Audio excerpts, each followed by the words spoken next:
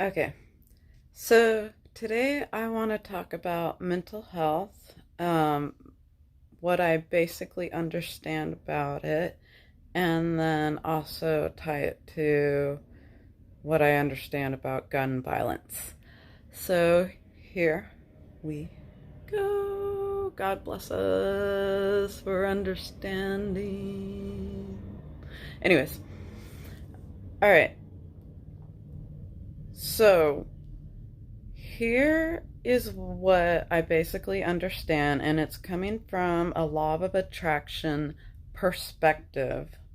So it's not just physical that I will talk about, but also the higher whatever you believe, and try and connect it to the words that I use that are like spiritual, God, thought, energetic, okay, things of the like. Um, Please follow me in this fashion for the understanding, because this is a very complex thought and I'm going to try and put it into a nutshell understanding. So, the basics. Here we go, because, all right, I'm getting a little nervous.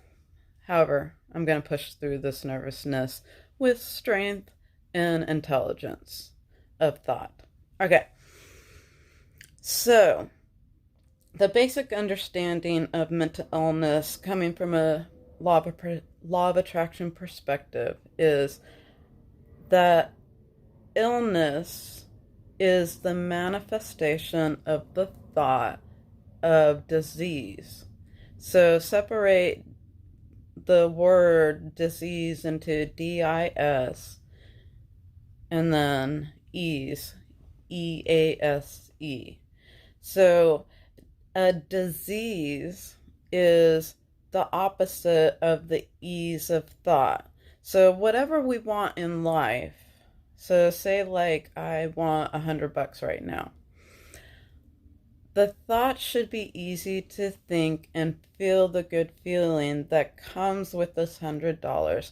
And then the manifestation that will come from that thought is that $100 will arrive in my life. So dis-ease would be is I want $100, but I don't believe it will come into my life. So what the dis-ease creates are these negative thoughts about myself and my ability to get that $100, to manifest that $100 in my life. And then eventually, with enough thought in a disease fashion, is that I will develop blockage within my thoughts and it will manifest as a disease in my brain where thoughts are created. So when you create thoughts, you're creating beliefs about yourself. So when you create a disease thought, you're manifesting an illness and it'll usually affect your brain. Usually the process of how it works. So mental illness, as a basic form of my understanding, this is how it works. So to tie this in with mental illness is that the majority of people who have mental illness don't engage in gun violence.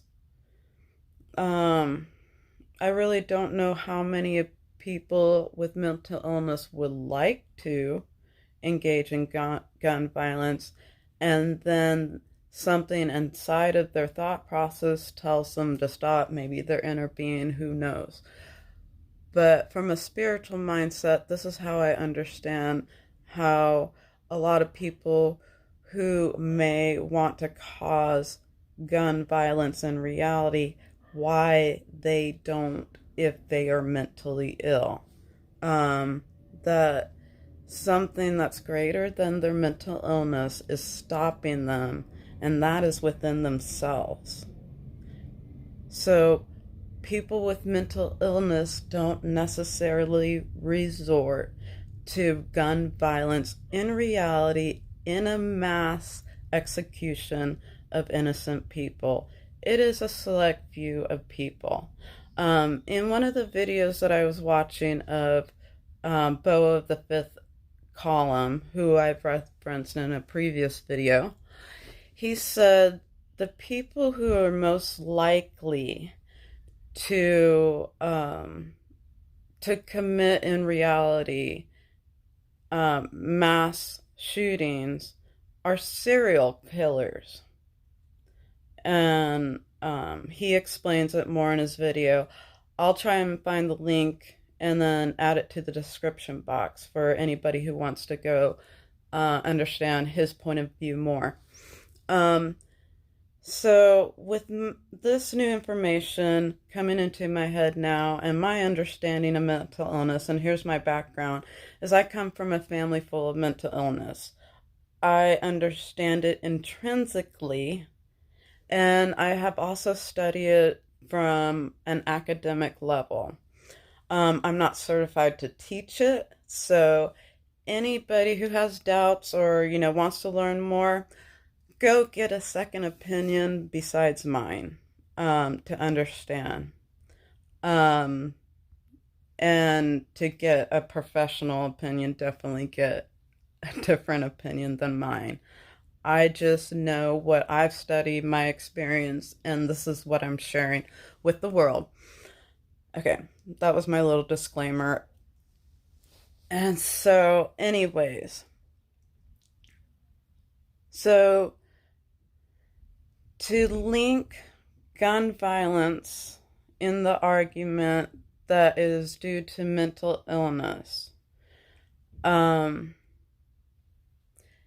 I would link it also does this mentally ill person exhibit violence, acts of violence?